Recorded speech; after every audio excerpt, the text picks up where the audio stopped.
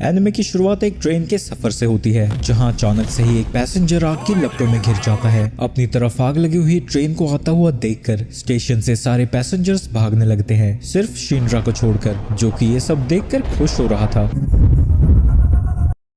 तभी उसके सामने एक फायर मॉन्स्टर आ जाता है, जिससे वो लड़ने की तैयारी कर ही रहा था। तभी वहां पर फायर फोर्स आ जाती है, जो कि अपने वेपन्स का यूज करके उस मॉन्स्टर को ठिकाने लगा देते हैं और उनका एक मेंबर उसकी सोल के लिए प्रेयर कर रहा था। आग की वजह से ऊपर से एक बल्ब टूटकर नीचे गिरने लगता है, पर इससे पहले कि वो उस लड़की के सर पर गिरता, शिनरा अपनी पावर्स को एक्टिवेट कर देता है और पूरी स्पीड से उसे बचा लेता है। और इस पूरे कर्म कांड के दौरान वो अजीब तरीके से स्माइल कर रहा था। इसके बाद वो उस टीम को अपना इंट्रोडक्शन देता है और बताता है कि वो 3rd जनरेशन का फायर सोल्जर है। वहीं कंपनी 8 का लीडर उसके पैरों के निशान को देखकर कहता है कि यही है शैतान के फुटप्रिंट्स, जिसके बारे में उसने काफी कुछ सुना है। इसके बाद वो फायर फोर्स कंपनी 8 के हेडक्वार्टर्स में पहुंच जाता है, जहां वो उनके कैप्टन आकिटारू और वाइस कैप्टन हिनावा से मिलता है। यहाँ कैप्टन को पता लगता है कि शिनरा जब भी किसी मुसीबत भरी सिचुएशन में होता है वो स्माइल करने लगता है और इस पर उसका जरा भी कंट्रोल नहीं है। ये चीज चेक करने के लिए कैप्टन उसके पास जाता है और जैसे ही शिनरा नर्वस होता है वो हंसने लगता है और ये देख के कैप्टन भी जोर जोर से हंसने लगता है। आगे शिनरा उन्हें बताता है कि उसने फायर फोर्स इसलिए ज्वाइन किया है ताकि वो एक हीरो बन सके, क्योंकि बचपन में एक घटना की वजह से सभी लोग उसे शैतान समझते हैं। इसके बाद हम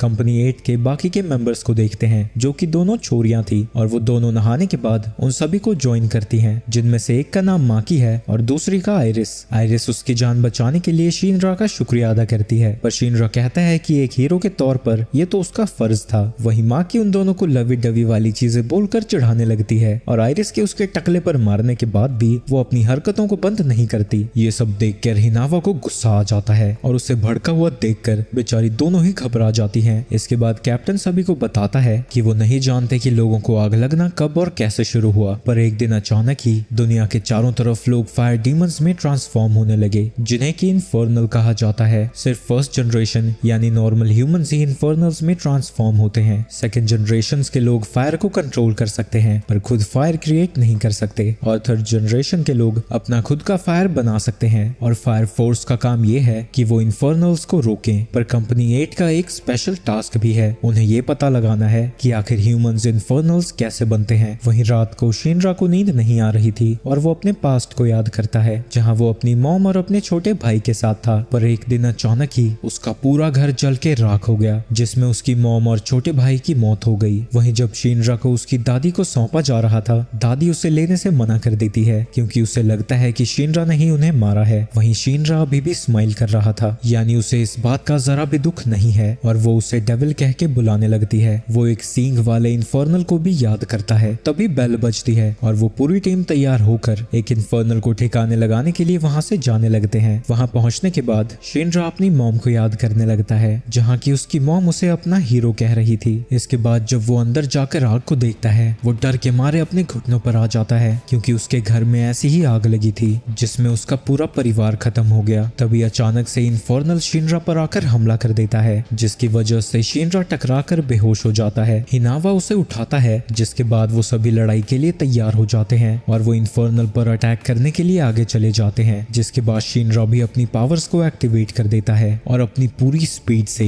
इन्फर्नल की छाती पर हमला करता है, जिस दौरान वो उसके सभी हमलों को डॉच कर रहा था और पीछे से आइरिस स्प्रे कर रही है। शिनरा एक जोरदार किक उसकी छाती पर लैंड करता है, जिससे वो इन्फर्नल राख में बदल जाता है। इसके बाद जब वो सभी फैक्ट्री से बाहर आते हैं, बाहर के लोग उनका शुक्रिया अदा कर रहे थे और कैप्टन शिनरा से कहता है कि उसका हीरो बनने का सफर शुरू हो चुका है। अगले दिन हम आर्थर को देखते हैं, जो कि कंपनी 8 को ज्वाइन करने पहुंचा है। वहीं कैप्टन शिनरा को रूकी फायर सोल्जर गेम के बारे में बता रहा था। इसमें फायर फोर्स के सभी नए रिक्रूट्स अपनी स्किल्स को शो ऑफ करते हैं। वहीं शिनरा जब वहां से जा रहा था, वो याद करता है कि उस दिन को फायर फोर्स कंपनी 1 के कैप्टन ने उसकी जान बचाई थी, तो वो कंपटीशन में जाकर कंपनी 1 से उस दिन के बारे में और चीजें जानना चाहता है। तभी उसके सामने आर्थर पहुंच जाता है। वहीं वो दोनों एक दूसरे को अकेडमी से जानते हैं, जहां आर्थर शिनरा को डेविल बुला रहा था और शिनरा उसे नाइट, और उन दोनों की पुरानी दोस्ती नहीं दुश्मनी है। उनकी लड़ाई दोनों की पिकनिक को खराब कर देती है। माकी के पूछने पर आर्थर बताता है कि उसका नाम आर्थर बॉयल है और वो उसे नाइट किंग के नाम से भी बुला सकती है। क्या तुम यहाँ की प्रिंसेस हो? ये सुनते ही माकी शर्माने लगती है और वो शिनरा से पूछती है कि क्या वो इसे पहले से जानता है। हम अकेडमी में साथ में ही थे जहाँ मुझे पता लगा कि ये दिमाग से जमी पैदल है, क्योंकि इसने अपना नाम नाइट किंग रखा था। पर अकल से पैदल होने के बावजूद भी पता नहीं लड़कियां इससे इतना अट्रैक्ट क्यों होती हैं। शिनरा का दिल रखने के लिए आयरिस उससे कहती है कि वो भी बहुत कूल है। तभी वहाँ पर वाइस कैप्टन हिनावा आ जाता है और माकी यहाँ की सारी सिचुएशन के बारे में उसे बताती है। जैसे ही हिनावा उसकी बनाई हुई फायर स्पिरिट को देखता है वो उसके ऊपर कॉफी गिरा देता है। एक फायर फोर्स सोल्जर कभी फायर के साथ नहीं खेलता।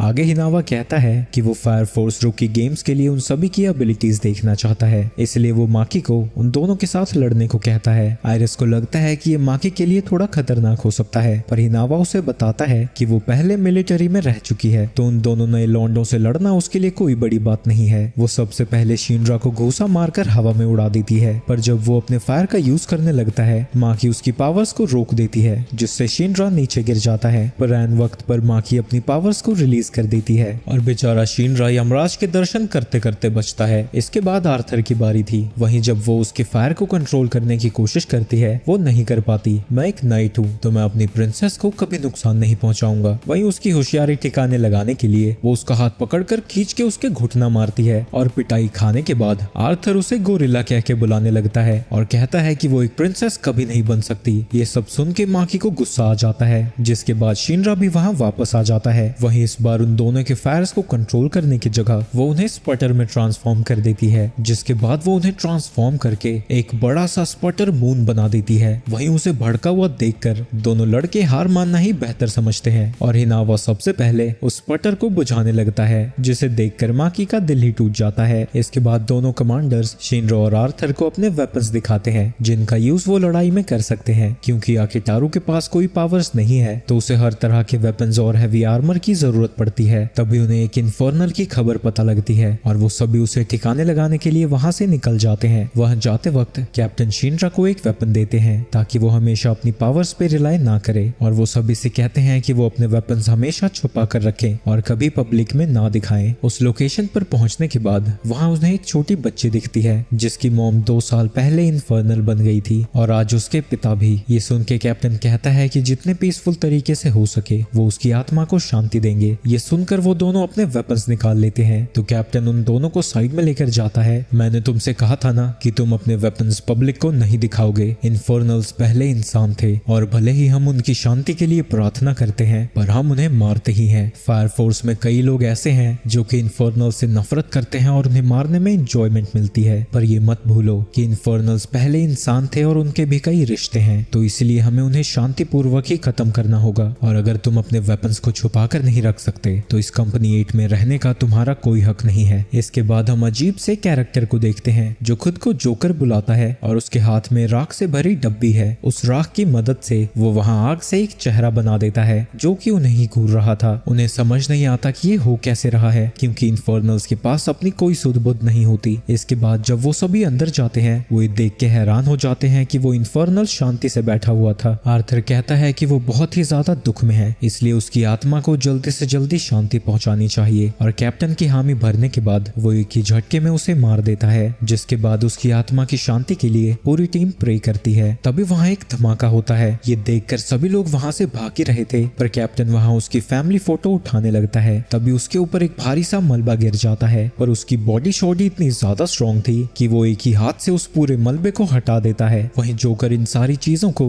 दूर से खड़ा होकर देख रहा था। वहीं उन सभी को पता लग चुका है कि यह अटैक जानबूझकर किसी ने किया है। वहीं कैप्टन उस लड़के के पास जाते हैं और उसे फोटो देते हुए कहते हैं कि उसके फादर बहुत ज्यादा ब्रेव थे क्योंकि इन्फर्नल बनने के बावजूद भी उन्होंने खुद पर कंट्रोल रखा और किसी को भी जरा भी नुकसान नहीं पहुंचाया। उसकी मॉम भी बिल्कुल वैसे ही थी और वो ऐसा इसलिए कर पाए क्योंकि वो अपनी बच्ची से बहुत ज्यादा प्यार करते थे। ये सुनकर बच्ची और भी ज्यादा रोने लगती है। वहीं जो चीजें आज शिनरा ने देखी थी उसकी वजह से उसे नींद नहीं आ रही थी और वो कसम खाता है कि वो एक दिन इन सभी चीजों को खत्म कर देगा। इसके बाद हम जोकर को देखते हैं जो कि एक साइंटिस्ट विक्टर के साथ काम कर रहा है और वो कहता है कि जो उसने ये एशेस बनाई है वो बड़े कमाल की है पर उसे ये और भी ज्यादा चाहिए। वहीं दूसरी तरफ रूकी फायर सोल्जर गेम शुरू हो चुका है और शिनरा को अपने बगल में ही एक सेक्सी सी कुड़ी दिखती है जो कि कंपनी 1 की 3rd जनरेशन सोल्जर है। वहीं उसे उसे घूरता हुआ देखकर तमाकी उसके ऊपर भड़क जाती है। वहीं साइंटिस्ट दूर सीट पर बैठ के उन सभी को देख रहा था। जब शिनरा और आर्थर इवेंट के शुरू होने का इंतजार कर रहे थे, शिनरा उसी इंसान को देखता है जिसने 12 साल पहले उसकी जान बचाई थी। शिनरा बर्न के पास जाता है और उससे सवाल पूछना चाहता है, पर वो सीधा कहता है कि इन सब चीजों के लिए उसके पास समय नहीं है और वहाँ से चला जाता है। शिनरा उसके पीछे जाने लगता है, पर तमाकी आकर उसे रोक देती है। पर तभी अचानक से थोड़ी अजीबोगरीब चीजें होने लगती है और हमें पता चलता है कि तामाकी का थोड़ा बैड लक खराब है, जिसकी वजह से हमेशा उसके साथ अश्लील चीजें होती रहती है। इसके बाद कंपटीशन शुरू हो जाता है, पर शिनरा के पास एडवांटेज है क्योंकि वो हवा में उड़ सकता है। इसके बाद शिनरा टॉप पर पहुंच जाता है, पर जब वो बिल्डिंग के अंदर जाता है, जोकर उसका इंतजार कर रहा था। यहाँ पे 2 नौसिखिए थे जिन्हें मैंने बेहोश कर दिया है ताकि वो हमारे बीच में ना आ सके। मुझे तुम्हारे फैमिली की मौत की सच्चाई के बारे में पता है, क्या तुम इसके बारे में जानना चाहते हो? इसके बाद वो उन दोनों को मारने की धमकी देने लगता है, जिसकी वजह से शिनरा और उसकी लड़ाई शुरू हो जाती है। शिनरा उसके ऊपर हमला कर ही रहा था, तभी जोकर उसी ऐश को निकाल कर वहाँ धमाका कर देता है। पर अपना जोकर कूल था क्योंकि उसने उस धमाके को सिर्फ इसलिए किया था ताकि वो अपनी सिगरेट जला सके। वहीं शिनरा की इतनी बुरी हालत देखकर जोकर थोड़ा डिसअपॉइंट हो जाता है क्योंकि उसे लगा था कि वो इससे बेहतर करेगा और वो उसे मारने ही वाला था। तभी वो देखता है कि शिनरा स्माइल कर रहा है। ये देखकर जोकर खुश हो जाता है और कहता है कि 12 साल पहले उस फायर में तुम्हारे भाई की मौत नहीं हुई थी, वो अभी भी जिंदा है और फायर फोर्स के लोग उससे कुछ चीजें छुपा रहे हैं और अगर वो सच्चाई को जानना चाहता है तो क्यों ना वो अपने हीरो बनने के सपने को छोड़कर फायर फोर्स से बाहर आ जाए और उसके साथ मिलकर डेविल बने। लेकिन ऑब्वियसली शिनरा उसकी बात नहीं सुनता और अपनी पावर्स को एक्टिवेट करके उसके ऊपर हमला कर देता है। वहीं उनकी लड़ाई की वजह से तमाकी और आर्थर को इसके बारे में पता लग जाता है और आर्थर दीवार को काट कर वहाँ पहुंच जाता है और उसके पीछे पीछे तमाकी भी वहाँ पहुंच जाती है, जो कि सीधा उसके ऊपर गिरती है। तुम कब तक मेरे ऊपर बैठने वाली हो, हटो यहाँ से। वहीं तमाकी इस सारी चीजों की गलती उसी पर ठहराती है और उसके टकले पर मारने लगती है। इसके बाद आर्थर और तमाकी भी उस फाइट को ज्वाइन कर लेते हैं। तभी जोकर उनके ऊपर फिर से ऐश से हमला करता है तो शिनरा को उन्हें बचाना पड़ता है। तभी जोकर उस राख को चारों तरफ फैला देता है और शिनरा से कहता है कि अगर वो हीरो है तो यहाँ के सारे लोगों को बचाए। उसके जाने के बाद शिनरा दोनों को कंधे पर उठा लेता है, जिसके बाद तमाकी और आर्थर उसके पैरों पर लटक जाते हैं, जिन्हें लेकर शिनरा वहाँ से बाहर आ जाता है। पर उस धमाके की वजह से वो सभी अलग थलग हो जाते हैं। तभी बर्न आकर तमाकी को बचा लेता है और शिनरा को दोनों क्रू मेंबर्स को बचाने को कहता है। वहीं आर्थर सोच रहा था मुझे कौन बचाएगा, तभी वो देखता है कि उसकी कंपनी के लोग चादर फैलाए खड़े थे, जहाँ वो बड़े ही अच्छे तरीके से लैंड कर जाता है। पर लैंड करते ही वो माकी के साथ छिछोरी हरकतें करने लगता है तो वो उसे नीचे गिरा देती है। इसके बाद बर्न वहाँ आकर तमाकी की जान बचाने के लिए शिनरा का शुक्रिया अदा करता है और आकिटारू भी उसकी तारीफ करता है। इसके बाद रात को जब वो दोनों अकेले होते हैं, शिनरा कैप्टन से पूछता है कि क्या वो सच में हीरोज हैं, क्योंकि उसे लगता है कि फायर फोर्स जरूर उससे कुछ छिपा रही है। क्या वो सच में सच्चाई के लिए लड़ रहे हैं ताकि वो दुनिया को इन्फर्नल से बचा सके? कैप्टन उसे बताता है कि कंपनी 1 से लेकर 8 तक सभी लोग अपने अपने एजेंडास को फॉलो करते हैं और क्योंकि वो सभी एक दूसरे के कॉम्पिटिटर्स हैं तो वो अपनी इन्फॉर्मेशन शेयर नहीं करते। आगे वो बताता है कि फायर फोर्स को 3 ऑर्गेनाइजेशंस ने बनाया है, holy soul temple, Tokyo armed forces और फायर डिफेंस एजेंसी ने। कैप्टन को लगता है कि किसी एक कंपनी ने जरूर पता लगा लिया है कि ह्यूमन कंबशन के पीछे राज क्या है और उनकी ड्यूटी ये है कि वो 1 से 7 कंपनीज को इन्वेस्टिगेट करें और सच्चाई का पता लगाएं। अगले दिन कैप्टन और शिनरा टीवी देख रहे थे, पर उसमें ना ही जोकर के इंसिडेंट के बारे में कुछ था, ना ही रुकी गेम्स के बारे में, जिससे उन्हें शक हो जाता है कि फायर फोर्स कुछ छुपा रहा है। तभी वहां पर हिनावा आता है और बताता है कि जोकर ने जिस चीज का यूज किया था वो इन्फर्नल्स की एशेस से बनता है। दूसरी तरफ हम आइरिस को देखते हैं, जो कि एक जली हुई फोटो को देखकर अपने पास्ट को याद करती है और हमें पता लगता है कि उसके पास्ट में भी इन्फर्नल्स का कोई इंसिडेंट हुआ था। इसके बाद हम बाकी के मेंबर्स को देखते हैं जो कि कुछ पेपर वर्क कर रहे थे। तभी वहाँ फोन बजता है। हेलो, आप नाइट किंग से बात कर रहे हैं, बोलिए। ये सुन के माकी उसके सर पर मारती है और खुद बात करने लगती है, जिसके बाद माकी उनसे कहती है कि एक डॉग पेड़ में फंस चुका है और उन दोनों को उसे बचाने के लिए भेजती है। आर्थर कहता है कि ये सभी तो छोटे मोटे काम हैं, तो माकी कहती है कि कभी कभार वो ऐसे काम भी कर देते हैं और अगर वो उसे बचाने जाते हैं तो वो यहाँ का सारा पेपर वाला काम कर देगी। ये सुन के वो दोनों ही खुश हो जाते हैं और वहाँ से जाने लगते हैं। पर वहाँ जाने के बाद उन्हें पता लगता है कि पेड़ पे कुत्ता नहीं बल्कि फायर फोर्स का एक मैस्कॉट फंसा है। शिनरा उसे नीचे उतार देता है और उससे पूछता है कि उसके साथ ऐसा किसने किया। वो बताता है कि कई साल पहले एक फायर फोर्स के मेंबर ने 4 लोगों को अपने मजे के लिए मार दिया था। इसकी वजह से कई स्टूडेंट्स फायर फोर्स के पुतलों पर अपना गुस्सा निकालते हैं। आज उस बंदे की सुनवाई है, पर उसकी मेंटल कंडीशन सही ना होने की वजह से कोर्ट उसे सजा नहीं सुनाएगी। इसके बाद हम कोर्ट का सीन देखते हैं जहाँ मियामोटो का केस चल रहा था और जैसा कि उन्हें पता था उसे सजा नहीं सुनाई जाती है, वो खुश हो ही रहा था। तभी वो आग की लपटों में घिर जाता है और थोड़ी देर में ही वो इन्फर्नल में बदल चुका था। लेकिन एक बात काफी अजीब थी कि वो लोगों से बात कर पा रहा था।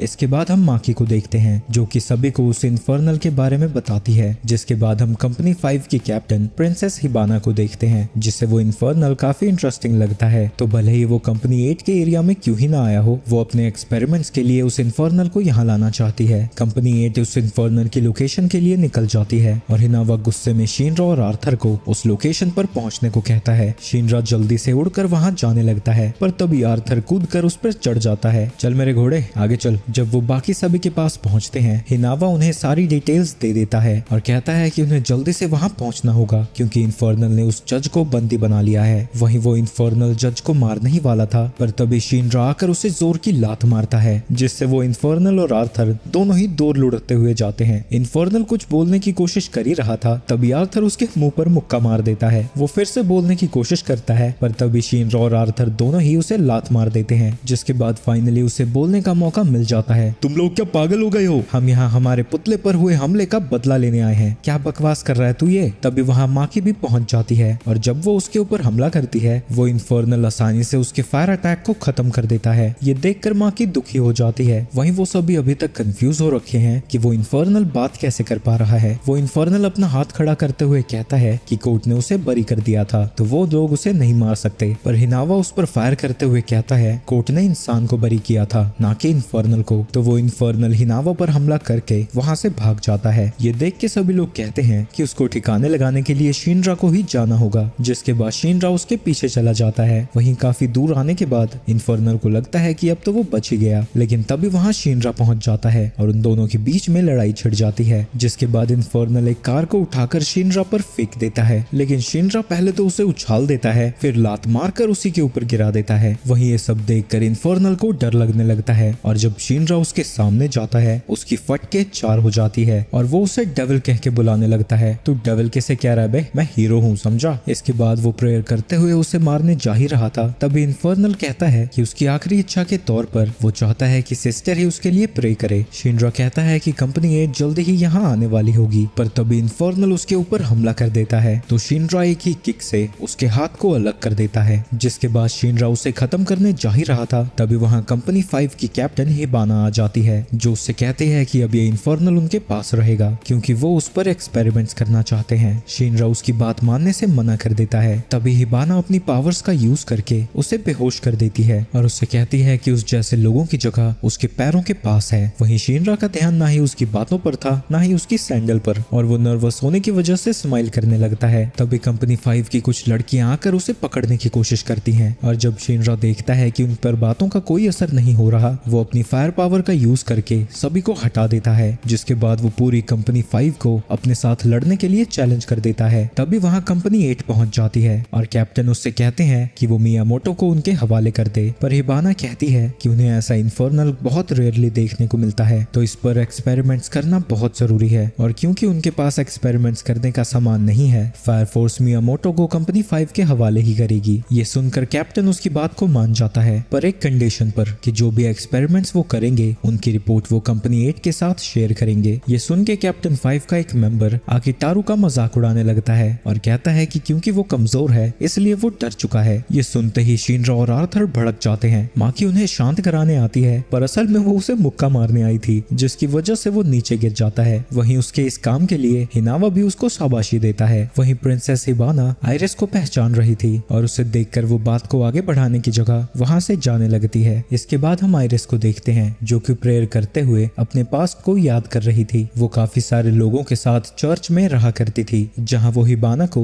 दीदी कह के बुलाया करती थी। इसके बाद उनकी फैमिली फोटो खींची जाती है जो कि अभी तक उसके पास है। तभी वहां पर शिनरा पहुंच जाता है जिसे देखकर आयरिस शर्मा जाती है। इसके बाद शिनरा उससे माफी मांगता है और उससे पूछता है कि क्या कोई चीज उसे परेशान कर रही है, पर आयरिस कहती है कि सब ठीक है। इसके बाद हम देखते हैं कि वो सभी लोग छत पर पहुंचे हैं जहां कैप्टन उनसे कह रहा था कि कंपनी 5 में जरूर कुछ गड़बड़ है और उन्हें पता लगाना होगा कि आखिर उधर क्या चल रहा है। इसके बाद हिनावा उन्हें बताने लगता है कि कि वो कंपनी 5 के खिलाफ एविडेंस कैसे इकट्ठा कर सकते हैं, पर उनमें से कोई भी उसकी बात सुन ही नहीं रहा था और आर्थर तो अपनी अलग ही दुनिया में है, जहाँ उसे लग रहा था कि वो चिड़िया उसके कासल पर हमला करने वाली है और शिनरो और माकी भी आपस में बात करने में बिजी हैं। ये देखकर हिनावा उनके ऊपर अपनी गन तान देता है। वाइस कैप्टन, आप हमें शूट तो नहीं करेंगे ना? तुम्हें सच में ऐसा लगता है? और वो दर्द के मारे चिल्लाने लगता है, पर जब वो अपने पैर पर देखता है उसे जरा भी चोट नहीं आई थी। शिनरा उससे पूछता है कि क्या वो बुलेट नकली थी, पर माकी बताती है कि ऐसा नहीं है, क्योंकि हिनावा भी सेकेंड जनरेशन का है, वो फायर को कंट्रोल कर सकता है, तो उसका बुलेट की स्पीड और डायरेक्शन दोनों पर ही पूरा काबू है, इसलिए उसे जरा भी चोट नहीं आई। वहीं आर्थर की दुनिया में उसे छिपकली ड्रैगन जैसी लग रही थी। ये झंडू बाम कर क्या रहा है? हिनावा शिनरा को बता रहा था कि हिबाना एक बहुत ही अच्छी रिसर्चर है, जिसकी वजह से उसको हाजिमे ग्रुप सपोर्ट करता है और वो रातों रात ही कंपनी 5 की कैप्टन बन गई। और उन्हें लगता है कि ऐसा भी हो सकता है कि ह्यूमन कंबशन के पीछे कंपनी 5 भी हो सकती है। वहीं दूसरी तरफ हिबाना उसे इन्फर्नल पर एक्सपेरिमेंट्स कर रही है। वो दर्द के मारे उससे रहम की भीख मांगने लगता है, पर हिबाना स्माइल करते हुए अपने एक्सपेरिमेंट्स को जारी रखती है। और यहाँ हमें पता चलता है कि हिबाना सच में खुद को प्रिंसेस समझती है, जिसकी वजह से उसके लिए सभी लोग खुद से नीचे हैं। वहीं रात को शिनरा को अभी भी आयरिस की फिक्र हो रही थी और वो इस बारे में आर्थर से बात करने जाता है। तभी वहाँ पर माकी पहुंच जाती है और उनसे पूछती है कि क्या उन्होंने आयरिस को देखा है। वहीं आयरिस कंपनी 5 में प्रिंसेस हिबाना से मिलने पहुंची है, पर उसे नन के कपड़ों में देखकर हिबाना को गुस्सा आ जाता है और वो उसके सभी कपड़े जला देती है, क्योंकि जब वो चर्च में थे उनके साथ कोई ऐसा इंसिडेंट हुआ था जिससे उसका भगवान के ऊपर से भरोसा ही उठ गया। जिसके बाद वो कहती है कि इस दुनिया में सिर्फ डेविल्स ही हैं और वो इसका यूज करके कंपनी 8 को मिट्टी में मिला देगी। तभी बाहर एक धमाका होता है और हम देखते हैं कि वहाँ शिनरा पहुंचा हुआ है। इसके बाद कंपनी 8 के बाकी के मेंबर्स भी वहाँ पहुंच जाते हैं, जो कि आयरिस को बचाने के साथ साथ कंपनी 5 के सीक्रेट्स का भी पता लगाने आए हैं। वो शिनरा और आर्थर को आयरिस का पता लगाने के लिए भेज देते हैं, जिस दौरान बाकी के मेंबर्स कंपनी 5 के लोगों को ठिकाने लगाएंगे। वो सभी मिलकर उनसे लड़ना शुरू कर देते हैं, जहाँ हिनावा अपनी गन से उन्हें शूट करके बेहोश करता जा रहा था। वही आर्थर, जो कि शिनरा के पीछे जा रहा था, उसके पीछे से एक टिंगू सा बुढ़ा आता है, जिसके साथ वो इन्फर्नल भी आया था, जिसके ऊपर बुढ़े ने ऐसे ड्रग्स का यूज किया है जिससे वो पहले से ताकतवर हो चुका है और उसकी सारी बातें मानता है। दूसरी तरफ हम माकी और हिनावा को देखते हैं, जहाँ की टोरू अपने बबल का यूज करके उनके ऊपर ब्लास्ट कर देता है, पर माकी उसके ब्लास्ट को अपनी पावर से कंट्रोल में कर लेती है। जिसके बाद टोरू फिर से अपनी पावर्स को बबल में डालता है और जैसे ही वो ऑक्सीजन के कांटेक्ट में आती है, वहाँ एक बड़ा सा धमाका होता है। इसके बाद माकी हिनावा को बताती है कि अटैक वेयर हाउस से किए जा रहे हैं। जिसके बाद हिनावा अपनी पावर्स को एक्टिवेट कर देता है और वो सारी की सारी बुलेट्स को वेयर हाउस की तरफ शूट करता है। ये सब देखकर टोरू को लगता है कि वो अंधों की तरह बस ऐसे ही फायर कर रहा है, पर असल में वो सारी बुलेट्स इधर उधर टकरा कर टोरू के सामने ही आती हैं। जिसके बाद उन सभी बुलेट्स की वजह से टोरू वहीं बेहोश हो जाता है। हिनावा और माकी वहाँ से आगे जाने ही वाले थे, तभी वहाँ पर ब्लॉन्डीज आ जाती हैं, पर जैसे ही वो उनके ऊपर हमला करने जाती है, माकी अकेले ही उन तीनों को ठिकाने लगा देती है और वो सभी चारों खाने चित्त हो जाते हैं। इसके बाद हम आर्थर को देखते हैं, जो कि उसी इन्फर्नल से लड़ रहा था, पर इन्फर्नल आर्थर पर भारी पड़ रहा था, क्योंकि आर्थर ने अपने वेपन को लेफ्ट हैंड में पकड़ा है। जिसके बाद इन्फर्नल बुरी तरह से उसकी पिटाई करता है और आर्थर को समझ नहीं आता कि वो पिट क्यों रहा है। इसके बाद इन्फर्नल एक बड़े से ब्लास्ट की तैयारी करने लगता है। तभी ये मंदबुद्धि देखता है कि वो तो राइट हैंडेड है, तो उसने एक्सकैलिबर को लेफ्ट हैंड में क्यों पकड़ा है। जिसके बाद वो एक्सकैलिबर को राइट हैंड में पकड़कर दौड़ता हुआ इन्फर्नल के पास जाता है और एक ही हमले में उसे खत्म कर देता है। आर्थर की ताकत को देखकर वो बुढ़े की फट जाती है। वहीं शिनरा कंपनी 5 के हेडक्वार्टर्स के पास पहुंच चुका है, पर जब वो अंदर जाता है उसे अंदर वही लड़कियां दिखती हैं, पर शिनरा आसानी से उन तीनों को ही ठिकाने लगा देता है और हिबाना को ढूंढने के लिए वहां से चला जाता है। वहीं आयरिस हिबाना से पूछती है कि वो आखिर ये सब कर क्यों रही है। हिबाना कहती है कि क्यों ना वो ये सब अपने भगवान से पूछे, जिसे वो इतना पूजती है, और अपने पास्ट को याद करती है, जहाँ की उसकी साथी सिस्टर्स बिना अपनी किसी गलती के इन्फर्नल्स में बदल गई। पर वो लकी थी, वो आयरिस को मारने ही वाली थी। तभी वहाँ शिनरा पहुंच जाता है। आयरिस उसे यहाँ से जाने को कहती है, क्योंकि उसके लिए हिबाना को हराना नामुमकिन है, पर शिनरा लड़ने के लिए उसके पास जाने लगता है। तभी हिबाना फिर से उसी पावर का यूज करती है, जिससे शिनरा जमीन पर गिर जाता है और वो बताती है कि वो अपनी पावर से अपने एनिमी के ब्लड प्रेशर को लो कर देती है, जिससे दिमाग को लगता है कि वो बहुत कमजोर है। पर शिनरा अपनी हिम्मत से दोबारा से खड़ा होता है और कहता है कि मेरा दिमाग तो ये भी जानता है कि मैं हीरो हूँ। ये देख के हिबाना सरप्राइज हो जाती है कि उसकी पावर्स के यूज होने के बावजूद भी वो फिर से खड़ा कैसे हो रहा है। इसके बाद हिबाना उसके ऊपर हमला कर देती है, पर वो उसके उसके हमलों को डॉज करते हुए उसके सामने पहुंच जाता है। तभी हिबाना अपनी पावर्स को और ज्यादा बढ़ा देती है, जिसकी वजह से शिनरा दीवार में टकरा जाता है। इसके बाद जब शिनरा फिर से खड़ा होता है, हिबाना अपनी फ्लेम से एक ट्री बनाती है, जिसके फूलों से वो शिनरा के ऊपर हमला कर देती है। और क्योंकि वो आग से बने थे, उनसे शिनरा को बड़ी तकलीफ होती है। आइरिस उससे कहती है कि भगवान के लिए वो उसे छोड़ दे, पर हिबाना कहती है कि भगवान जैसा कुछ नहीं होता। जो भगवान को पूजता भी है उसे सिर्फ दुख और तकलीफें ही मिलती हैं। इसके बाद हम पास्ट का सीन देखते हैं, जहाँ हिबाना को छोड़कर सभी लोग भगवान की पूजा बड़े मन लगाकर करते हैं, क्योंकि हिबाना इन सब चीजों में उतनी इंटरेस्टेड नहीं है। लेकिन एक दिन अचानक से सभी सिस्टर्स इन्फर्नल में ट्रांसफॉर्म हो जाती है, पर किसी वजह से आइरिस और हिबाना को कुछ नहीं हुआ था। हिबाना जब देखती है कि जो भगवान की पूजा करते थे उन्हें उसके बदले सिर्फ तकलीफें मिली हैं, और उसे यकीन हो जाता है कि भगवान जैसा कुछ भी नहीं होता। शिनरा कहता है वो समझ सकता है कि वो कैसा महसूस करती है, क्योंकि उसने भी उसी आग में अपनी फैमिली को खो दिया। लेकिन हिबाना उसके ऊपर हमला कर देती है, पर इस हमले को भी किसी तरह शिनरा झेल जाता है और कहता है कि वो जानता है कि वो किस तकलीफ से गुजर रही है और वो उसे उस तकलीफ से बाहर निकालना चाहता है। ये सुनकर हिबाना हैरान हो जाती है, जिसके बाद शिनरा अपनी पावर्स को एक्टिवेट करके उसके अटैक से बाहर आ जाता है और अपनी पूरी स्पीड से उसके तरफ जाता हुआ उसे खींचकर मुक्का मारता है। इसके बाद हम फिर से हिबाना का पास्ट देखते हैं, जहाँ वो अपनी पावर से बच्चों के लिए फ्लावर्स बनाती है। आइरिस उसे बड़ा एडमायर करती है और वो उसके पास जाकर उससे कहती है कि क्या वो उसके लिए और फ्लावर्स बना सकती है। हिबाना कहती है कि वो जरूर बनाएगी। इसके बाद जब सभी सिस्टर्स इन्फर्नल्स में बदल गई, इसका हिबाना को बहुत बड़ा शौक लगता है और उसके बाद से ही उसने ह्यूमन कंबशन के ऊपर रिसर्च करना शुरू कर दिया और वो अपने एक्सपेरिमेंट्स के रिजल्ट हाजिमा इंडस्ट्रीज को दिखाती है। ये देखकर वो बहुत इम्प्रेस हो जाते हैं। तो हिबाना उनसे कहती है कि अगर वो इस एक्सपेरिमेंट्स को जारी रखना चाहते हैं तो वो जो इक्विपमेंट्स मांगती है उन्हें वो देना होगा, साथ ही उसे एक स्क्वाड का कैप्टन भी बनना है। वहीं प्रेजेंट में हिबाना कई चीजों को रिग्रेट कर रही है और आइरिस से माफी मांगती है। आइरिस कहती है कि वो हमेशा ही उसे अपनी बड़ी बहन मानती आई है, इसलिए वो बुराई का रास्ता छोड़कर भलाई के रास्ते में आ जाए। शिनरा भी उससे कहता है कि अगर वो कभी भी मुसीबत में होगी तो वो सिर्फ आसमान में देखकर उसका नाम ले और वो उसकी मदद के लिए हाजिर हो जाएगा। ये सुन के हिबाना शर्मा जाती है, क्योंकि उसे इतनी सारी तकलीफ देने के बावजूद भी शिनरा उसकी मदद करना चाहता है। वहीं आइरिस फिर से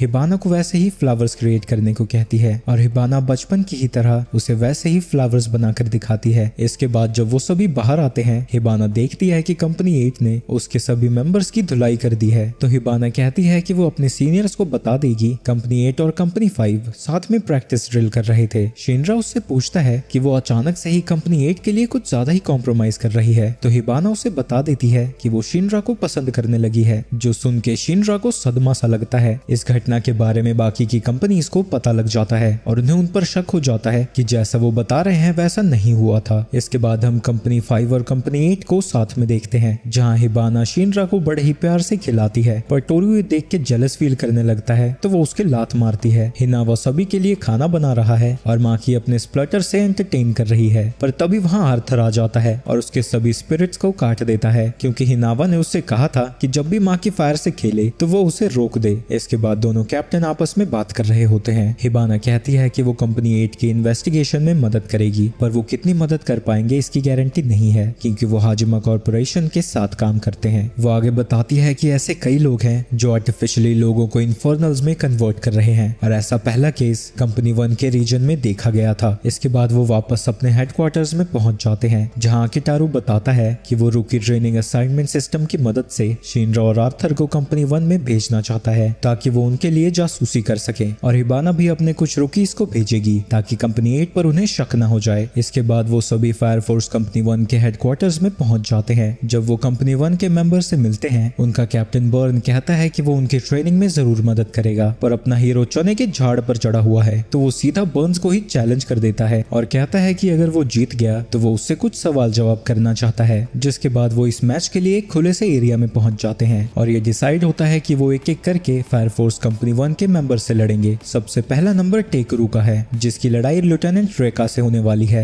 मैच के शुरू होते ही टाकेरू उसके ऊपर हमला कर देता है, वहीं रेका उसके अटैक्स को रोकने की जगह सिर्फ डॉज कर रहा था, जिससे वो सारे हमले करीम की तरफ जाने लगते हैं, पर वो एक झटके में उन सभी को गायब कर देता है। जिसके बाद वो उन फ्लेम्स को आइस की तरह रिलीज करता है। करीम बताता है कि वो सेकंड जनरेशन है जो कि फ्लेम्स को साउंड में कन्वर्ट कर सकता है और उन्हें आइस की तरह रिलीज कर सकता है। इसके बाद बर्न की बारी थी, जो कहता है कि वो शिनरा और आर्थर से साथ में लड़ेगा और वो उन दोनों से कहता है कि वो अपनी पूरी ताकत का यूज करें। आर्थर सबसे पहले जाता है अपनी प्लाज्मा ब्लेड से हमला करने, पर बर्न अपने नंगे हाथों से उसके अटैक्स को ब्लॉक कर रहा था, जिसके बाद वो आर्थर की ब्लेड को ही बुझा देता है, जो देख के आर्थर शॉक हो जाता है। जिसके बाद हमला करने की शिनरा की बारी थी, पर बर्न उसके अटैक को ब्लॉक कर देता है, जिसके बाद वो उसके ऊपर हमला करना जारी रखता है। पर शिनरा का डायरेक्ट हमला अपनी छाती पर खाने के बाद भी बर्न का कुछ भी नहीं बिगड़ता। ये देख के शिनरा की फट जाती है और बर्न उससे पूछता है कि उसने फायर फोर्स क्यों ज्वाइन किया। शिनरा कहता है कि वो अपनी फैमिली की मौत के सीक्रेट को जानना चाहता है और लोगों को इन्फर्नल बनने से बचाना चाहता है ताकि वो एक हीरो बन सके। तुम अपने हीरो बनने के सफर में बहुत पीछे हो। और जैसे ही वो जमीन पर लात रखता है, शिनरा पर अचानक से हमला होता है और वो उड़ता हुआ दूर जाता है। इसके बाद बर्न उन सभी का कंपनी 1 में स्वागत करते हैं। इसके बाद शाम को हम एक कंपनी 1 के मेंबर को देखते हैं जो कि इवेंजलिस्ट से बात कर रहा था और कह रहा था कि वो इन्फर्नल्स को बनाना जारी रखेगा। वहीं कंपनी 8 के हेडक्वार्टर्स में हिबाना आर्टिफिशियल इन्फर्नल्स की क्रिएशन के बारे में बताती है। वो लोग किसी तरह के कीड़े का यूज कर रहे हैं जो कि इंसान के शरीर के अंदर जाती है और उन्हें पूरी तरह से इन्फर्नल में बदल देती है। वहीं फायर फोर्स कंपनी 1 में रहते हुए उन सभी को 5 दिन हो चुके हैं, पर अभी तक उन्हें कोई लीड नहीं मिली है। वहीं जैसे ही शिनरा खिड़की खोलता है, उसके सामने हिनावा खड़ा था। वो उससे कहता है कि वो रोज यहाँ आकर उसे एम्बैरस फील ना करवाएं। तभी वहाँ पे 2 सिस्टर्स आती है और वो भी कहती हैं कि हिनावा अपने स्टूडेंट्स की कितनी फिक्र करता है। ये सुन के शिनरा और ज्यादा शर्मा जाता है और वो हिनावा को यहाँ से दफा होने को कहता है। तभी उसे सामने हिबाना दिखती है तो वो जल्दी से पर्दे के पीछे छुप जाता है। तभी वहाँ बेल बजने लगती है, यानी उनके रीजन में एक नया इन्फर्नल आ चुका है। वहाँ पहुँचने के बाद करीम सभी को उनके इंस्ट्रक्शंस देता है और रुकीज को पीछे ही रुकने को कहता है। शिनरा कहता है कि वो उनकी मदद कर सकते हैं, पर करीम उनसे कहता है कि कंपनी 1 अलग तरीके से काम करती है तो नए लोगों के साथ काम करना ठीक नहीं रहेगा। पर तभी शिनरा के डेविल फुट को कोई अजीब सी चीज सेंस होती है। तभी उनके बगल में एक बंदा आता है जिसके पीछे से कोई इंसेक्ट उसकी पीठ पर लगा देता है और ऐसा होते ही वो इन्फर्नल में बदलने लगता है। शिनरा उस बंदे को पकड़ने के लिए उसके पीछे जाने लगता है, पर वहां जाने पर उसे करीम और रेका मिलते हैं। वापस हेडक्वार्टर्स में पहुंचने पर उन दोनों को लगता है कि आर्टिफिशियल इन्फर्नल्स या तो करीम या रेका बना रहे हैं, तो वो थोड़ी जासूसी करने के लिए वहां से निकल जाते हैं। वो करीम के रूम में जाते हैं जहाँ के उन्हें वही बग मिलता है जो शिनरा ने उस बंदे को लगाते हुए देखा था। तभी वहां पर करीम आ जाता है और वो कहता है कि वो उसने जानबूझकर वहां रखी थी क्योंकि वो जानना चाहता था कि उसके अलावा और कौन है जो कि पता लगाना चाहता है कि आर्टिफिशियल इन्फर्नल्स कौन बना रहा है। और क्योंकि शिनरा ने देखा था कि उसने लेफ्टिनेंट के कपड़े पहने थे, तो अगर वो करीम नहीं है यानी वो रेका है। आगे करीम कहता है कि कुछ समय पहले बहुत सारे बच्चे इन्फर्नल्स में ट्रांसफॉर्म हो गए थे और उसे लगता है कि शायद इसके पीछे भी रेका का ही हाथ है। इसके बाद हम कुछ बच्चों को देखते हैं जिनके पास टमाकी जाती है और उन्हें लेके रेका के पास जाती है। रेका उससे कहता है कि वो एक सीक्रेट प्रेयर जानता है जिससे बच्चे कभी भी इन्फर्नल्स में नहीं बदलेंगे और वो टमाकी को वहां से जाने को कहता है ताकि वो कंसंट्रेट कर सके। पर वो कहती है कि वो रुककर इस चमत्कार को देखना चाहती है, तो रेका उसे गले लगाकर उसे बेहोश कर देता है। ये देखकर उन बच्चों की माँ उन्हें यहाँ से जाने को कहती है, पर रेका उसके पास जाकर उस पर इंसेक्ट छोड़ देता है और जैसे ही वो इन्फर्नल में बदल जाती है, रेका अपने एक ही हमले से उसे मार देता है। तभी तामाकी को होश आ जाता है और वो बच्चों से कहती है कि वो जल्दी से यहाँ से चले जाएं, पर तभी रेका वहाँ पहुंचकर उसकी फिर से बुरी तरह से पिटाई कर देता है। जिसके बाद वो वापस से बच्चों के पास जाता है और एक बच्चे पर वो इंसेक्ट छोड़ देता है जिसकी वजह से वो इन्फर्नल में ट्रांसफॉर्म होने लगता है। वहीं दूसरी तरफ शिनरा हवा में उड़ रहा था जिसके डेविल फुट इस चीज को सेंस कर लेते हैं। वहीं वो बच्चा जो इन्फर्नल में बदल रहा था वो बदलता नहीं बल्कि वापस से नॉर्मल हो जाता है। ये देखकर रेका बड़ा खुश होता है क्योंकि वो इन्फर्नल्स इसलिए बना रहा था ताकि वो इवेंजलिस्ट के लिए पायलट को ढूंढ सके और फाइनली वो उसे मिल चुका है। इसके बाद वो बचे खुचे बच्चों को भी इन्फर्नल्स में बदलना चाहता है। ये देखकर टमाकी अपनी पूरी ताकत से मदद के लिए चिल्लाती है। इसकी वजह से शिनरा को टमाकी के फ्लेम्स दिख जाते हैं। ये देख के रेका का दिमाग खराब हो जाता है और वो उसकी पिटाई करने के बाद उस पर अपने आखिरी हमले से उसे मारने ही वाला था, लेकिन उसी वक्त मुस्कुराता हुआ वहाँ शिनरा पहुँचता है और वहाँ पहुँचते ही रेका के मुंह पर खींच के लात मारता है।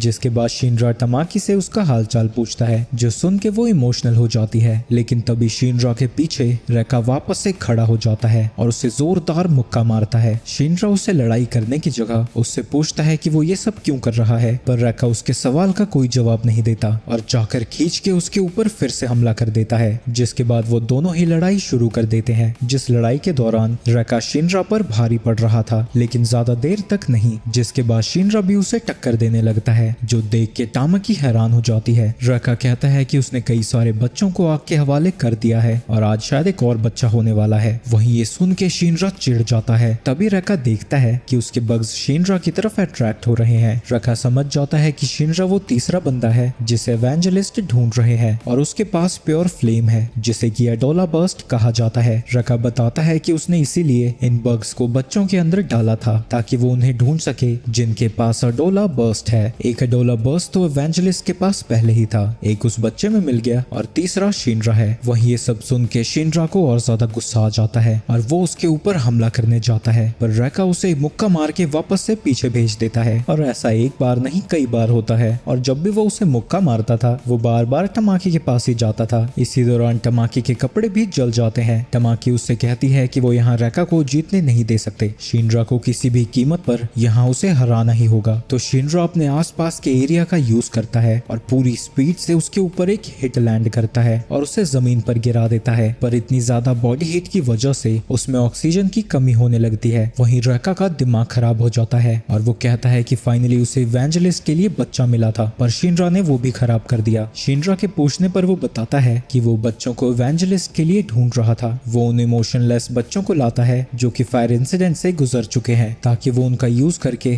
पावरफुल फायर फाइटर या पायरोकिनेसिस बना सके और उन्हीं की मदद से वो अनगिनत इन्फर्नल्स भी बना सकते हैं, जिसकी मदद से वो इस अर्थ पर कब्जा कर लेंगे और इसे एक दूसरा सूरज बना देंगे। वहीं उसकी बातों को सुनकर शिनरा समझ जाता है कि अगर वो फायर इंसिडेंट से बच्चों को उठाते हैं तो उसका छोटा भाई भी उन्हीं के पास होगा। पर रेका उसके सवाल का जवाब नहीं देता और वो देखता है कि तमाकी बच्चों को लेकर यहाँ से जा रही है, तो वो अपने फाइनल अटैक की तैयारी करने लगता है, जिससे वो अपने साथ साथ यहाँ पर सभी लोगों को खत्म कर देगा। पर उसी वक्त वहाँ करीम आ जाता है। वो उससे कहता है कि मुझे नहीं पता था कि मेरा दोस्त पागल हो चुका है और उसे वार्न करता है कि अगर उसने बर्फ को पिघलाने की कोशिश की तो वो पूरी तरह से जम जाएगा। लेकिन रेका उसकी बात नहीं सुनता और बर्फ को पिघलाने के चक्कर में वो पूरी तरह से जम जाता है। तभी वहाँ पर एक और लेफ्टिनेंट आता है जो कहता है कि आखिर रेका ने ये सब क्यों किया होगा। करीम कहता है कि वो उसे बाद में पिघलाकर सभी सवालों का जवाब ले सकते हैं, लेकिन वहाँ इवेंजलिस्ट के 2 मेंबर पहुंचे हुए थे, जिसमें एरो अपनी पावर्स का यूज करके रेका को जान से मार देती है। जिसके बाद वो करीम पर हमला करने जाती है। दूसरा लेफ्टिनेंट उससे बचा तो लेता है, पर इस चक्कर में उसका हाथ ही कट जाता है। ये देख के करीम शिनरा को स्मोक स्क्रीन बनाने को कहता है और तमाकी से कहता है कि वो उनके ऊपर हमला करे, लेकिन ये सब देखकर वो दोनों वहाँ से जाने लगते हैं। शिनरा उनके पीछे जाना चाहता है, पर करीम मना कर देता है क्योंकि अगर वो ऐसी हालत में गया तो उसकी मौत पक्की है। जिसके बाद करीम उसकी ताकत को एक्नॉलेज करता है और कहता है कि वो उसके साथ मिलकर इवेंजलिस्ट की सच्चाई का जरूर पता लगाएंगे। इसके बाद हम शिनरा को वापस से कंपनी 8 में देखते हैं, पर उसके साथ साथ वहाँ तमाकी भी पहुंची हुई है, जिसे कि कंपनी 1 ने कुछ समय के लिए निकाल दिया है और तब तक वो कंपनी 8 में ही ट्रेनिंग करेगी। इसके बाद हम होली सोल टेम्पल को देखते हैं, जिसने ही सारी फायर कंपनीज को क्रिएट किया है और वो उनका मेन हेडक्वार्टर है और उन सभी का लीडर फायर फोर्स कंपनी 8 के कैप्टन से बात करना चाहता है। इसके बाद हम कैप्टन को देखते हैं जो कि भड़का हुआ है क्योंकि किसी ने उसके लॉकर में कुछ ज्यादा ही सामान ठूस दिया था। उसे लगता है कि ये जरूर शिनरा की हरकत होगी, तो वो उसे डांटने के लिए वहाँ पहुँच जाता है, पर वहाँ हिबाना पहले से ही थी और वो कहती है कि वो खाना खा रहा है तो वो उसे परेशान ना करे। यानी ये सारा किया धरा तुम्हारा है और तुम यहाँ कर क्या रही हो, वापस अपनी कंपनी 5 में जाओ। हिबाना कहती है कि वो उसके साथ होली सोल टेम्पल में जाएगी और वैसे भी वो शिनरा के लिए लंच लेकर आई थी। कैप्टन शिनरा से कहता है कि वो हिबाना का लंच वापस कर दे और उसे यहाँ से दफा होने को कहे, पर ये खाना बहुत अच्छा है और मैं ऐसे खाने को बर्बाद कैसे होने दे सकता हूँ। जो सुन के हिबाना तो खुश हो जाती है, पर कैप्टन का दिमाग खराब हो जाता है क्योंकि वो अकेले हिबाना के साथ टेम्पल में नहीं जाना चाहते, तो वो शिनरा को अपने साथ जाने को कहता है, जिसके लिए वो उसे नूडल्स का लालच भी देते हैं। ये सुनते ही तमाकी भी उनके साथ जाना चाहती है, जिसके बाद वो बाकी की लड़कियों को भी अपने साथ चलने को कहते हैं, पर क्योंकि हिबाना ज्यादा कंपटीशन नहीं चाहती थी तो वो उनका ध्यान भटका कर रखती है। जिसके बाद कैप्टन बचे खुचे लोगों के साथ ही वहां से निकल जाता है। गाड़ी में कैप्टन बताते हैं कि होली टेम्पल में सभी कैप्टन्स की मीटिंग रखी गई है, जिसका मेन मेन टॉपिक शायद वो वही इवेंजलिस्ट हैं। इसके बाद जब वो सभी वहाँ पहुँचते हैं, वहाँ के पावर प्लांट को देखकर शिनरा बड़ा इम्प्रेस हो जाता है। तो कैप्टन उसे बताते हैं कि इसका नाम अमातेरासु है, जो कि इस पूरे एम्पायर को बिजली प्रोवाइड करता है। इसके बाद हम कंपनी 3 के कैप्टन को देखते हैं, जो कि हिबाना से कह रहा था कि उन दोनों ने तो हाजुमा इंडस्ट्री के साथ कॉन्ट्रैक्ट साइन किया है, तो वो कंपनी 8 के साथ काम क्यों कर रही है। इसके बाद एक एक करके हमें सभी कैप्टन का इंट्रोडक्शन दिया जाता है, जिनमें की सबसे ताकतवर कैप्टन बेनिमारू है, जो कि कंपनी 7 का है। इसके बाद वहाँ टोक्यो एम्पायर के एम्परर पहुंच जाते हैं, पर इससे पहले कि वो मीटिंग को स्टार्ट करता, बेनिमारू वहां से उठकर जाने लगता है, क्योंकि वो फायर फोर्स के सभी लोगों से नफरत करता है और उसे किसी से भी ऑर्डर लेना जरा भी पसंद नहीं है। इसके बाद हम जोकर को देखते हैं, जो कि किसी वजह से बड़ा खुश लग रहा था। इसके बाद वो डिस्कस करते हैं कि शिनरा के पास अडोला बर्स्ट है। एम्परर बताता है कि अडोला बर्स्ट एक बहुत ही ज्यादा प्योर फ्लेम है। उसकी ताकत का एग्जाम्पल देने के लिए एम्परर बताता है कि ये पूरा प्लांट उसी फ्लेम पर चलता है और वही फ्लेम शिनरा के अंदर है। ये सुनकर जियोवानी कहता है कि उन्हें शिनरा को कैप्चर करके रखना चाहिए ताकि वो उसे सेफ रख सके। हिबाना आकिटारू को बताती है कंपनी 3 अपने शिनरा को एक्सपेरिमेंट्स के लिए यूज करना चाहती है ताकि वो नॉर्मल फ्लेम्स और अडोला बर्स्ट में फर्क पता लगा सके। तो आकिटारू कहता है कि शिनरा की सेफ्टी की जिम्मेदारी कंपनी 8 की है। इसके बाद सभी लोग वहाँ से वापस चले जाते हैं, सिर्फ शिनरा को छोड़कर, जो कि अमातेरासु को देखना चाहता था। पर जब वो वहाँ था, उससे मिलने के लिए वहाँ जोकर पहुंच जाता है। वो रेका को एक्सपोज करने के लिए उसकी तारीफ करता है और साथ ही उसे थोड़ी और भी इंफॉर्मेशन देता है और उसे बताता है कि शिनरा का भाई Sho Kusakabe Knights of the Ashen Flame का कमांडर है, जो कि इवेंजलिस्ट का हिस्सा है। ये सुन के शिनरा हैरान हो जाता है, पर इससे पहले कि वो कुछ पूछ सकता, जोकर वहां से जा चुका था। इसके बाद जब शिनरा वापस आता है, वो बड़ा ही परेशान लग रहा था। ये सारी चीजें कंपनी 8 के सभी लोग देख लेते हैं। डिनर के वक्त सभी लोग उसे चेयर करने की कोशिश करते हैं, यहाँ तक कि आर्थर भी उसे अपने हिस्से का खाना दे देता है। ये सब देखकर शिनरा को लगता है कि ये लोग उसकी फैमिली जैसे ही हैं और वो उन्हें जोकर के साथ हुई सारी बातों को बता देता है। वो सभी कहते हैं कि अगर उसका भाई जिंदा है तो वो उसे जरूर ढूंढेंगे। इसके बाद किसी अनजान लोकेशन पर नाइट्स ऑफ द एशन इकट्ठा होते हैं, जहाँ की उनका कमांडर शो बैठा हुआ है। आखिरकार उन सभी को एक रिपोर्ट मिल जाती है, जो कि उन्हें लगता है कि वो व्हाइट क्लैड के अटैक से रिलेटेड है और ये वही केस है जिस पे सबसे पहले कंपनी 8 ने काम किया था। तभी शिनरा उनसे पूछता है कि आखिर कंपनी 8 बनी कैसे थी। तो आकिटारू के कहने पर हिनावा उन्हें बताता है कुछ साल पहले हिनावा और उसका दोस्त टोजो साथ में मिलिट्री कैंप में थे, जहाँ की माँ की उनकी जूनियर थी। उसी रात को टोजो एक इन्फर्नल में बदल जाता है। टोजो हिनावा से खुद को मारने के लिए कहता रहता है, लेकिन हिनावा हिम्मत ही नहीं जुटा पाता।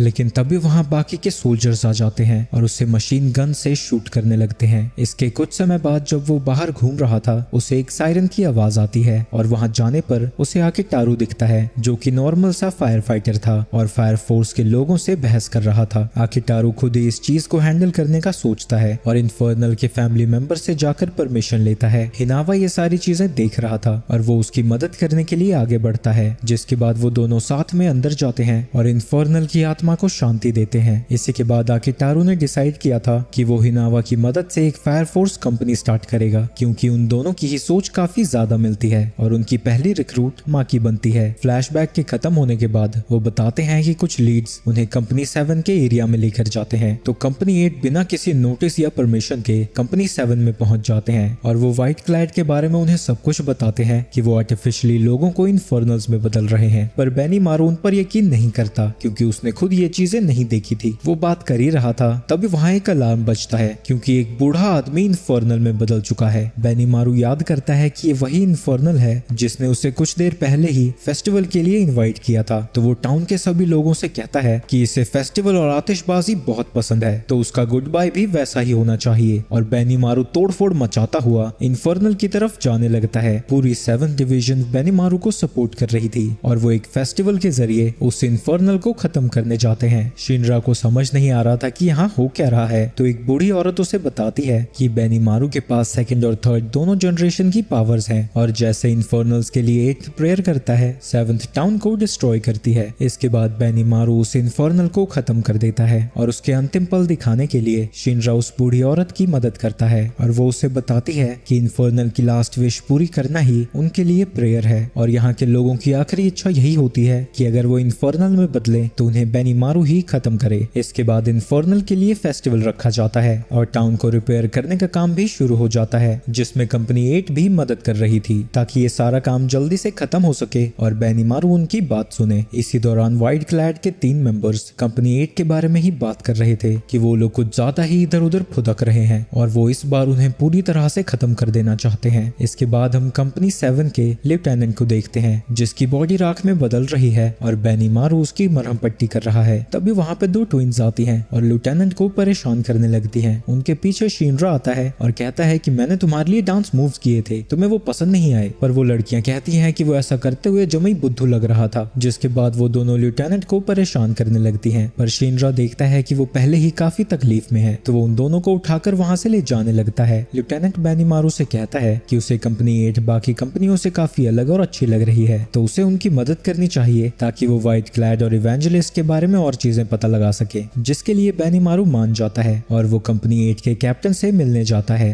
रास्ते में उसे शिनरा मिलता है और शिनरा लेफ्टिनेंट की बॉडी के बारे में पूछता है तो बेनिमारू उसे बताता है कि जब भी 3rd जनरेशन के सोल्जर्स ओवरहीटिंग के बावजूद भी अपनी पावर्स को यूज करते रहते हैं, उनकी बॉडी अंदर ही अंदर जलने लगती है और धीरे धीरे राख में बदल जाती है। जिसके बाद वो उसके कैप्टन से मिलने चला जाता है। पर रास्ते में उसे हिनावा और आकिटारू दिखते हैं जो कि बात कर रहे थे कि वो यहाँ के सभी लोगों को इन्फर्नल्स में बदल देंगे और इस पूरे शहर को तबाह कर देंगे। ये सुन के बेनिमारू को बहुत ज्यादा गुस्सा आ जाता है और वो उन दोनों को मारने के लिए आगे जाने लगता है। कैप्टन उसे समझाने की कोशिश करता है पर बेनिमारू नहीं सुनता और उस पर हमला करना जारी रखता है। इतना शोर शराबा सुनकर कंपनी 8 के बाकी के मेंबर्स भी वहाँ पहुँच जाते हैं। वो उससे कहते हैं कि उन्हें बात करनी चाहिए पर बेनिमारू कहता है कि जितना उसने सुनना था वो सुन चुका है, यानी उनके पास अब लड़ने के अलावा कोई और ऑप्शन नहीं है। तो कैप्टन अपना आर्मर पहनने के लिए पीछे जाने लगते हैं पर बेनिमारू को लगता है कि वो डर के पीछे जा रहा है तो वो उसके ऊपर फायर बॉल से हमला कर देता है पर माकी उसके अटैक को रोक देती है। क्या तुम्हें सच में ऐसा लगता है कि तुम मेरे अटैक को रोक सकती हो? तभी माकी के पीछे एक बड़ा सा धमाका होता है। उसे मुसीबत में देखकर शिनरा माकी की मदद करने जाता है पर बेनिमारू माकी को उठाकर शिनरा के ऊपर ही फेंक देता है। इसके बाद बाकी के मेंबर्स भी बेनिमारू पर हमला करने जाते हैं लेकिन वो उन तीनों को ही बड़ी आसानी से हैंडल कर रहा था और हिनावा की बुलेट से वो आर्थर को ठोक देता है। जिसके बाद बेनिमारू अपनी फायर मून टेक्निक का यूज करता है और इस तरह से उसने कंपनी 8 के सभी मेंबर्स को हरा दिया था। तभी अपना आर्मर और वेपन पहनकर वहाँ कैप्टन पहुंच जाता है। बेनिमारू उसके ऊपर फायर से हमला करता रहता है जिसे कि कैप्टन बस रोक रहा था। देखकर बेनिमारू उससे कहता है कि वो अपनी फायर का यूज करके उस पर हमला क्यों नहीं करता। तो कैप्टन उस पर अटैक करने जाते हैं और उससे कहते हैं कि वो फायर का यूज इसलिए नहीं कर रहा क्योंकि उसके पास कोई पावर्स नहीं है। अगर ऐसी ही बात है तो तुम नॉर्मल इंसानों को इन्फर्नल्स में क्यों बदल रहे हो? मैं तुम्हें पहले भी बता चुका हूँ कि ऐसी कोई बात नहीं है। जिसके बाद बेनिमारू स्टिक्स की मदद से आकिटारू पर एक जोरदार हमला करता है पर किसी तरह आकिटारू उस अटैक से बच जाता है। वहीं अपने पास किसी तरह की पावर्स ना होने के बावजूद भी आकिटारू स्ट्रॉन्गेस्ट फायर सोल्जर से लड़ रहे थे और डिसएडवांटेज होने के बावजूद भी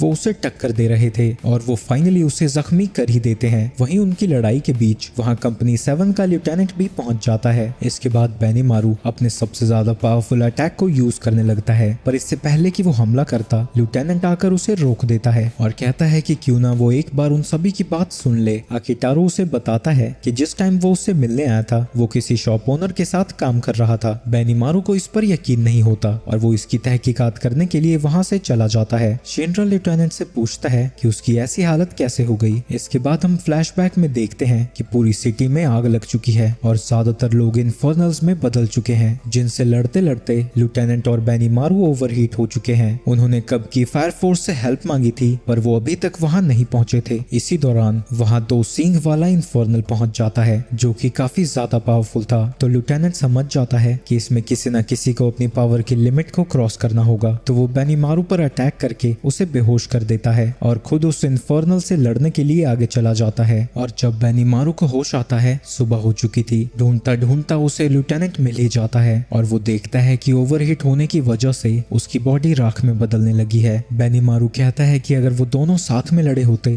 तो उनकी हालत ऐसी नहीं होती पर कोनरो कहता है कि वो उसको किसी खतरे में नहीं डाल सकता था। बेनिमारू कहता है कि वो अकेले इन सब चीजों को नहीं संभाल सकता तो कोनरो उसे अपने पास लाता है और उसे समझाता है कि ये सब कुछ अब उसकी जिम्मेदारी है। जिसके बाद वहाँ फायर फोर्स कंपनी 4 पहुंचती है और उनका कैप्टन उनसे कहता है कि यहाँ की चीजों को अब वो हैंडल करेंगे और वो उन दोनों से कहता है कि उन्हें फायर फोर्स कंपनी को ज्वाइन कर लेना चाहिए। अगर उन्होंने ऐसा नहीं किया तो ये एरिया कंपनी 4 के ज्यूरिसडिक्शन में आ जाएगा। कॉनरो उससे पूछता है कि फायर फोर्स ज्वाइन करने से उन्हें क्या मिलेगा। सोइचिरो कहता है कि ज्वाइन करने के बाद उन्हें काफी सारी सप्लाईज मिलेंगी और साथ ही फायर फोर्स का सपोर्ट भी। कॉनरो उससे कहता है कि वो इस बारे में सोच कर बताएगा और वो बेनिमारू को समझाता है कि उनके पास फायर फोर्स को ज्वाइन करने के अलावा कोई और ऑप्शन नहीं है। अगर उन्होंने ऐसा नहीं किया तो वो लोग यहाँ पर कब्जा कर लेंगे और ज्वाइन करने के बाद वो अपनी जगह को अपने हिसाब से चला पाएंगे। वहीं प्रेजेंट में बेनिमारू देखता है कि बाहर सभी लोग आपस में ही बहस कर रहे हैं और सभी को किसी न किसी चीज को लेकर गलतफहमी हो रखी है। इसके बाद जब कंपनी 8 बाहर आती है वो देखते हैं कि वो ट्विंस आपस में ही बहस कर रही हैं। ये देखकर आर्थर को गुस्सा आ जाता है और वो एक को उठाकर दीवार में पटक देता है। पर आर्थर उन्हें बताता है कि वो कोई बच्ची नहीं बल्कि एक बूढ़ा आदमी है। ये सुनकर वो सभी उसका दिमाग रीसेट करने की कोशिश करते हैं, पर थोड़ी देर में ही वो देखते हैं कि उस लड़की का चेहरा बदलने लगा है और वो धीरे धीरे एक बूढ़े आदमी में बदल जाती है। इसके बाद हम इवेंजलिस्ट के एक मेंबर को देखते हैं जिसका की नाम योना है। वो अपनी पावर्स का यूज करके लोगों के फेस के स्ट्रक्चर को चेंज कर सकता है। तभी वो गलती से अपने एक दुश्मन का फेस बना देता है जो देखकर उसकी खिसक जाती है और वो उसके चेहरे को ही उड़ा देता है। एरो उससे कहती है कि वो अपने फॉलोअर्स को वेस्ट ना करे और बताती है कि सारी तैयारियां पूरी हो चुकी हैं। वो सिटी फिर से आग की चपेट में आने वाली है। तभी उस पूरी सिटी में जगह जगह पर हमला हो जाता है और अचानक से ही कंपनी 8 पर हमला होता है। इसके बाद फिर से एरो उनके ऊपर हमला करती है जिसे माकी रोकने तो जाती है पर वो बहुत ज्यादा ताकतवर था तो उसे फायर को स्प्लटर में ट्रांसफॉर्म करना पड़ता है। वहीं शिनरा उस अटैक को पहचान जाता है और वो एरो की तलाश में वहां से निकल जाता है। तभी शिनरा के ऊपर एरो से हमला होता है जिससे कि वो डिफ्लेक्ट कर देता है और एनिमी की लोकेशन का अंदाजा लगाकर उस डायरेक्शन में जाने लगता है। वहीं आर्थर भी उसके पीछे जा रहा था। वहीं कॉनरो उस बुढ़े से ट्विन सिस्टर का पता पूछ रहा था लेकिन वो उससे जरा भी नहीं डरता। तभी उसके पास से वही शीशी गिरती है और वो उस इंसेक्ट का यूज करके खुद को इन्फर्नल में बदल लेता है। ये देखकर हिनावा उसके ऊपर फायर करता है और जब कंपनी 8 उसके लिए प्रे कर रही थी हिनावा उसके पास जाकर उसे खत्म कर देता है। वहीं दूसरी तरफ शिनरा को एरो की लोकेशन का पता लग जाता है। वो उसके ऊपर हमला करने जा ही रहा था तभी एक बंदा उसे पीछे से जकड़ लेता है और जब एरो उस पर हमला करने जाती है उसी वक्त आर्थर आकर उसे बचा लेता है। एरो कहती है कि वो कभी उसके अटैक को डिस्ट्रॉय नहीं कर सकता पर तभी आर्थर उसके एरो को डिस्ट्रॉय कर देता है। जिसके बाद एरो जब फिर से उस पर हमला करती है वो इस बार भी उसके अटैक को डिस्ट्रॉय कर देता है। आगे शिनरा उसके ऊपर हमला करने जाने लगता है पर उसकी गर्दन आर्थर के अटैक से बाल बाल बचती है जिसकी वजह से उन दोनों में ही बहस छिड़ जाती है। तभी वो बंदा आकर उन दोनों को ही लात मार देता है जिसके बाद एरो उन दोनों के ऊपर अपने एक्सप्लोडिंग एरोस का यूज करती है क्योंकि उसके पहले वाले अटैक्स आर्थर डिस्ट्रॉय कर रहा था।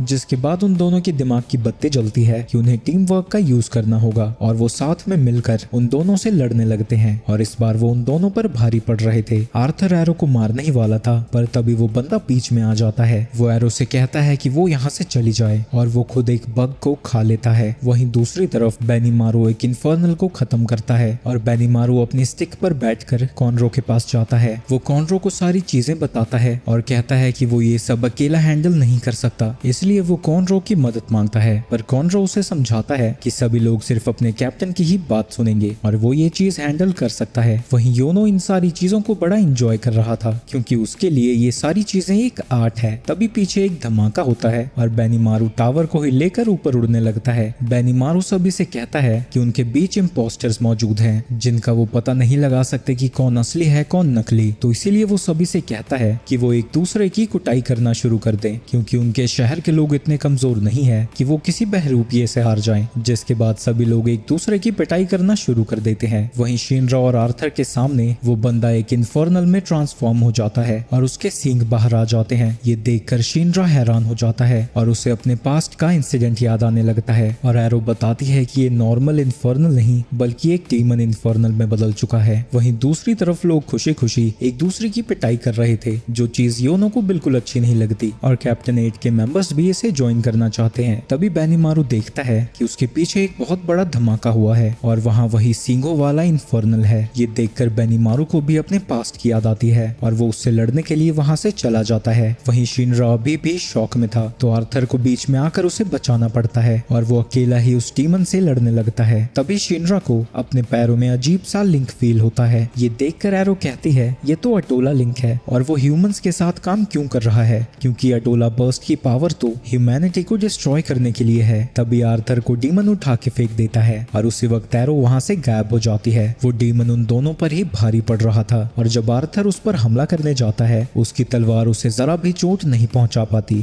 तभी वहाँ पर बेनीमारू पहुंच जाता है और वो उन दोनों को पीछे हटने को कहता है क्योंकि आज वो कोनरो का बदला लेकर रहेगा। जिसके बाद उन दोनों की ही फाइट शुरू हो जाती है। बेनीमारू उसके कोर को डिस्ट्रॉय करने तो जाता है लेकिन उसकी बॉडी इतनी ज्यादा सॉलिड है कि उसका हाथ ही कांपने लगता है। ये देखकर वो समझ जाता है कि कोनरो की ही तरह उसे अपनी पूरी ताकत का यूज करना होगा, पर अगर उसने ऐसा जमीन पर किया तो पूरा टाउन डिस्ट्रॉय हो जाएगा। तो वो अपनी स्टिक का यूज करता है और डीमन को अपने साथ आसमान में लेकर जाता है। वहीं जब वो उसे ऊपर लेकर जा रहा था कोनरो देखता है कि एरो बेनीमारू पर हमला करने जा रही है, पर जब वो उसकी मदद करने जाता है वो अपनी फायर पावर्स को यूज नहीं कर पाता और जमीन पर गिर जाता है। तो वो मदद के लिए शिनरा को आवाज लगाता है। तभी शिनरा को अपने पैरों में कुछ महसूस होता है और वो आसमान में वो एरो को बेनीमारू की तरफ जाते हुए देखता है। शिनरा अपनी पूरी स्पीड से एरो के पास जाता है और उसे रास्ते से किक करने की कोशिश करता है, पर वो जरा भी नहीं हिल रही थी। तो वो अपनी पूरी ताकत का यूज करता है और उसकी डायरेक्शन को चेंज कर देता है। ये सब देखकर एरो भी हैरान हो जाती है। वहीं इससे बेनीमारू को अपने अल्टीमेट अटैक को यूज करने का मौका मिल जाता है और वो काफी सारे स्टिक से उसके ऊपर हमला कर देता है, पर इस हमले के बावजूद भी उसकी बॉडी को कुछ भी नहीं होता। ये देखकर बेनीमारू कोनरो के मूव को कॉपी करता है और अगले ही हमले से उसकी बॉडी को डिस्ट्रॉय कर देता है।